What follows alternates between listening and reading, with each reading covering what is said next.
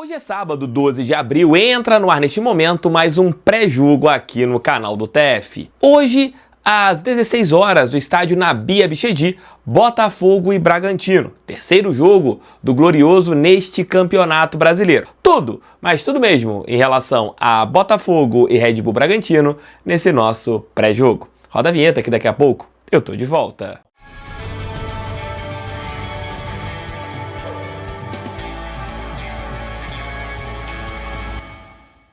Fica aquele recado da VBet. Se você gosta de fazer aquele palpite responsável, sabendo que não é renda extra, sabendo que é aquela situação de você jogar com muita calma, sem ter a ideia de que vai ficar rico, você pode entrar agora na VBet. Vou deixar o link aqui embaixo, o QR Code está na tela, para vocês poderem entrar e fazerem aquele cadastro maroto, moleque e serelepe. E claro, as odds do jogo do Botafogo estou colocando aqui do lado para vocês. E as odds estão favoráveis a uma vitória do nosso clube. Entre agora, faça o cadastro, faça o palpite. Lembrando que cada cadastro e cada palpite vocês ajudam demais o canal deste careca que vos fala. Entre agora na VBet. Link aqui embaixo no nosso primeiro comentário. E também na nossa tela com QR Code. Hoje, às 16 horas, no estádio Nabi Abichedi, Botafogo e Red Bull Bragantino. Será a terceira partida do Glorioso no Campeonato Brasileiro e os comandados do técnico Renato Paiva vão em busca da sua primeira vitória fora de casa na competição nacional. Daqui a pouco o Léo Dantas vai trazer detalhes a respeito do Red Bull Bragantino. O alvinegro deve ter força máxima, já que Igor Jesus, que ficou fora do último jogo pela Copa Libertadores, foi relacionado e está à disposição do técnico alvinegro. E temos uma novidade para vocês agora aqui na tela. Vou colocar a escalação do Botafogo, a provável escalação, o time que eu acho que vai a campo hoje, às 16 horas, contra o Red Bull Bragantino. John, Vitinho, Jair, Barbosa e Alex Telles, Gregory Marlon Freitas, Arthur Savarino, Santi Rodrigues e Igor Jesus no comando de ataque. O time vai a campo num 4-2-3-1. O jogo de hoje será transmitido pelo Premier. Então, às 16 horas, você pode colocar no Premier para acompanhar a partida entre Botafogo e Red Bull Bragantino. O Botafogo tem que ter intensidade e, ao mesmo tempo, fazer um jogo inteligente. A torcida do Red Bull normalmente já não comparece a seu estádio. A gente deve ter um estádio vazio e provavelmente com a torcida do Botafogo fazendo mais pressão do que a torcida de Bragança Paulista. O gramado do Red Bull costuma ser muito bom e isso facilita o nosso jogo. Ano passado nós vencemos por 1-0 o gol do Gregory e esse ano a gente tem que novamente conseguir esses 3 pontos. É o que eu venho falando aqui no canal em alguns jogos e também pensando no título brasileiro. Esse tipo de partida, o Botafogo tem que fazer os 3 pontos. Até mesmo se tropeçar contra um adversário direto, você fez pontos contra as equipes que vão brigar ali do meio para baixo da tabela. E é isso que deve acontecer com o Red Bull Bragantino em relação ao campeonato nacional. O Botafogo tem tudo para ganhar, mas tem que jogar bola. Tem que ser um time que consiga ser efetivo e tem que ser um time que não desperdice oportunidades. Seja letal e, ao mesmo tempo, erre menos do que tem errado no terço final. Botafogo tem chegado bem até o terço final, mas tem errado muito. De repente, você consegue fazer um gol rápido hoje e a partida fique um pouquinho mais tranquila. Para falar um pouco sobre a equipe do Red Bull Bragantino, chamo meu amigo Leonardo Dantas, que hoje não estará em nossa live pós-jogo. Está de folga o Léo Dantas. Fala aí, Léo. Oi, TF, pessoal do canal, tudo bem? Vamos então falar do Bragantino, adversário do Botafogo no jogo deste sábado pelo Brasileirão. A equipe do interior paulista tem 17 jogos na temporada, só ganhou 5 vezes, além de 5 empates e 7 derrotas, 19 gols marcados, 21 sofridos. Em casa, jogando no Nabi Abichedi, palco do jogo desse sábado, tem só 58% de aproveitamento. O Bragantino é sempre um adversário chato de se jogar em Bragança, mas nesse ano esse aproveitamento está bem abaixo. Vamos então falar taticamente, começando pela defesa. Acho que o grande problema do Bragantino é a questão da bola aérea. Normalmente, essas bolas que são cruzadas, buscando o centroavante adversário, se tornam uma chance real de gol. E o Bragantino costuma, se não tomar o gol direto no cabeceio, tem dificuldade de ficar com a segunda bola para sair jogando. Ela continua com o adversário, que segue criando lances perigosos. Isso tudo, apesar de ter um bom zagueiro de bola aérea, que é o Pedro Henrique, que às vezes se aventura até lá na frente também na jogada de bola parada. Mas isso não tem a ver com individualidades da defesa, tem mais a ver com a questão tática. O time do Bragantino joga no 4-3-2-1, mas a linha de defesa com 4 jogadores raramente está com 4. Porque na lateral esquerda temos o Juninho Capixaba, que é um cara que avança muito. Gosto demais, é muito importante na fase ofensiva, mas ele costuma deixar alguns espaços lá atrás que o Bragantino não consegue fazer a cobertura com o tempo. E aí quando ele se manda, fica o corredor e os jogadores que jogam abertos do lado direito adversário tem esse corredor para buscar o cruzamento. E aí quanto mais você cruza, mais chance de quem está lá dentro da área recebendo obter uma chance perigosa. Acho que tem mais a ver então com essa questão tática. E esse avanço do Juninho traz um outro problema. Esse corredor pelo lado esquerdo também permite a jogada de arrasto do adversário, a transição em velocidade, o contra-ataque, que também costuma causar muito problema para o time do Bragantino. Então essa é uma característica que pode casar bem com o Botafogo. É importante o Botafogo tentar utilizar sempre que essa arma aparecer, sempre que o Juninho subir, reforçar a marcação nele para recuperar a bola e sair na transição, abrindo pelo lado direito, nesse corredor, às costas do Juninho Capixaba.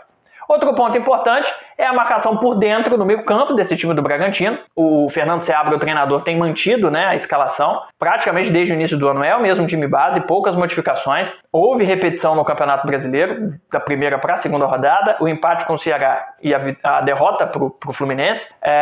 O Bragantino só faz grandes trocas em caso de lesão ou suspensão. Então a dupla de volantes tem sido a mesma. O Matheus Fernandes, que é um cara um pouco mais de chegada, que sai ali da linha de volante para tentar aparecer muito perto do meio-campista. E quem fica de primeiro volante, o cão de guarda, é o Gabriel, também ex-Botafogo. E ele fica sozinho com esse descolamento do Matheus Fernandes. E aí, sozinho para ele, fica difícil cobrir ali toda essa região do meio-campo. E quando o adversário consegue ter superioridade nessa região do campo, aí ele fica absolutamente sobrecarregado. E fica sobrecarregado também nas jogadas de contra-ataque, né? Vai ficar sozinho por ali, na hora de dar o primeiro combate. Se não conseguir matar a jogada, vai arrebentar na defesa, que normalmente vai estar com 3 lá atrás em função do avanço do Juninho. Pensando no Bragantino no ataque, é impossível não citar o Juninho Capixaba de novo. É um cara muito completo ofensivamente falando, de chute, de passe, de finalização, de ocupação de espaço, que pode ser um ala ajudando a aumentar essa linha de meio campo, em alguns momentos até vindo um pouco mais por dentro para chegar próximo da função de um 10, para que quem está jogando de 10 se aproxime da linha de ataque. Mas é claro, rende muito mais aberto e em alguns momentos virando um ponta, tabelando com o ponta original, que nesse Bragantino desse ano é o Vinicinho, e às vezes possibilitando que o Vinicinho vá para dentro da área, fazer um segundo atacante, junto com o Sacha, que é o centroavante, entre aspas, desse time, e ele fica de vez como um ponta. Então esse lado esquerdo do Bragantino é muito perigoso, o lado direito da defesa alvinegra vai ter que ficar muito ligado, muito de olho. Eu sei que muita gente que está acompanhando esse vídeo deve achar o Ponte melhor do que o Vitinho, eu não vou entrar nesse mérito, mas taticamente o Vitinho marca mais do que o Ponte. Então acho que para esse jogo tem que ser o Vitinho o titular do Botafogo. E aí, eu falei do Sacha centroavante entre aspas, porque ele não é aquele centroavantão clássico que a gente está acostumado, mas é um atacante muito completo. Ele faz essa função do 9, embora vista a camisa número 8, faz bem essa função porque é de fato um jogador centralizado, recebe essa bola por baixo, pelo alto, embora não seja tão alto, tem o cabeceio também muito perigoso, mas também é um jogador capaz de gerar movimentação no ataque do time do Bragantino, saindo da área, recuando um pouco para buscar jogo, abrindo um pouco mais em alguns momentos para tentar dar superioridade do lado, principalmente pelo direito, porque na esquerda já tem o Juninho com o Vinicinho, então ele pode jogar um pouco mais à direita para tentar fazer uma dupla para gerar superioridade com o La Quintana. Mas todas essas movimentações do Sacha são importantes para a infiltração de quem vem de trás, o 10, que é o John, que tem sido um cara que, conforme vai se adaptando mais ao Bragantino, vai se tornando cada vez mais importante nesse meio campo. Então, com essa aproximação do John por dentro, com o avanço do Juninho pelo lado esquerdo, o Bragantino pode atacar, em vez de 3, que são os 3 atacantes, jogando num 4-2-3-1. Mas o Juninho pode chegar a 5 jogadores no terço final. Isso ajuda a dar superioridade e a dar volume de jogo para esse time do Bragantino. O X da questão é que o Bragantino tem um problema semelhante ao do Botafogo. Gera volume, gera muitas finalizações. Nas últimas partidas todas, teve mais finalizações do que o adversário. No Brasileirão ainda não ganhou, foi eliminado cedo no Campeonato Paulista, mesmo tendo mais finalizações do que os adversários. Não está conseguindo ganhar, apesar da boa produção ofensiva. Tem só 19 gols marcados no ano em 17 jogos, a média é quase de 1 gol por jogo. Então precisa resolver isso, assim como o Botafogo também precisa. Ponto importante, falei do Sacha. O reserva dele é o Pita, velho conhecido, ex-Cuiabá, ex-Juventude. Tem uma movimentação um pouco diferente da do Sacha. Ele não é o cara que vai ficar abrindo para o lado, mas é um cara importante para a jogada de contra-ataque. Se o Bragantino estiver perdendo o jogo, eventualmente o Sacha vai deixar o campo para entrar o Pita para apostar nessa jogada em velocidade. O Botafogo tem que ficar de olho, já sofreu com esse tipo de jogada antes. Outro ponto importante do Braga, o chute de fora da área. John bate bem, o Capixaba, o Ramírez, Eric Ramírez, volante que normalmente é opção no segundo tempo, o próprio Gabriel e o Vinicinho, o ponta esquerda, artilheiro do time no ano, com 4 gols.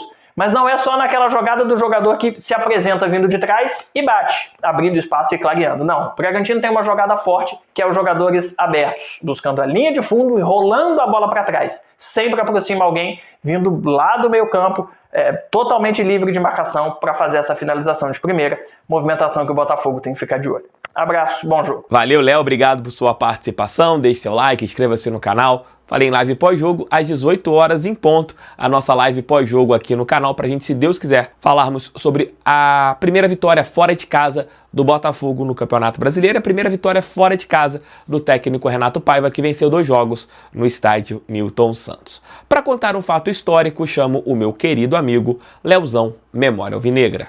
Fale aí, Leozão. Fala pessoal, tudo bem com vocês?